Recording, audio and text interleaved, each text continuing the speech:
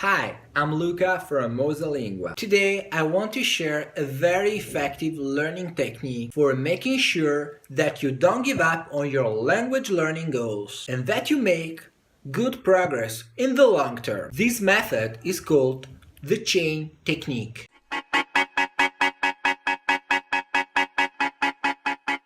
This technique is very simple but efficient. You see, for example, you decide you want to learn 10 new words every day. If you actually hit your goal for 3 months straight, you're going to make incredible progress. But this type of commitment is hard to stick to. Believe me, it's easy to forget once or twice, then forget for a few weeks at a time, and then give up altogether. In Mosalingua apps, we give you the motivation to practice each and every day. But to give you even a better chance of success, I recommend using a calendar as well. Mark a X on your calendar each day you use your app. As the days go by, you'll notice that the chain of X start to show on your calendar, and each day you hit your goal, you'll beat the previous day record for consecutive goals met. Try not to break this chain by practicing every day and watch it get longer and longer. It sounds simple, and it is, but it's also a very effective strategy. You should hang up your calendar somewhere where you see it